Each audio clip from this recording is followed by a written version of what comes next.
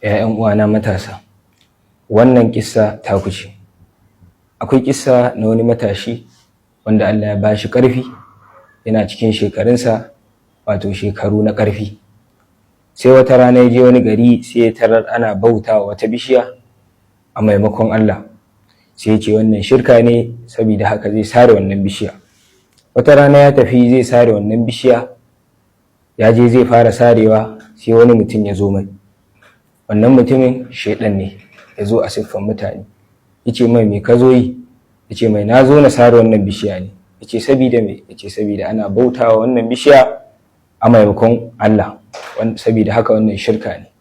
Sai ya ce mai, ni kuma zan hana ka sare wannan bishiya. Ya ce ba zai yiwu ba, sai na sare. Ya ce to zan biya ka.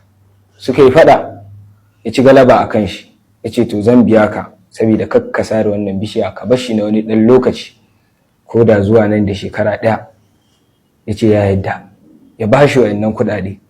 Ya tafi, bayan shekara 1 ya dawo zai sare wannan bishiya, ya ƙara haɗuwa da wannan shaiɗanin.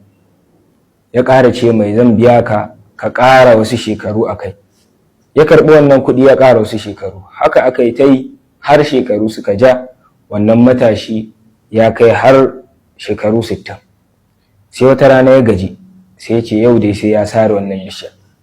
Da ya zo sai suka yi faɗa da shaiɗan, sai shaiɗan ya ci galaba a kansa. Ya ce mai, to yanzu ko ka bani kuɗi kan na sare wannan bishiya, ko kuma na sare. Ya ce yanzu ba abin da zan baka, kuma ba yanda ka iyawa ka iya sare wannan bishiya.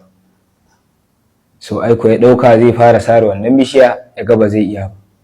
Hikima a cikin wannan kissa shine Allah ya bashi dama. Duk lokacin da Allah ya baka dama, ka yi amfani da wannan dama. Musamman kai matashi, kana da wasu makiya guda 3: yawan hutawa, da waya, da kuma bata lokaci.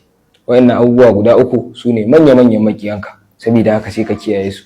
A cikin wannan kissa abin da yake koya mana shine, a lokacin da yake matashi zai iya sare wannan bishiya ba shakka.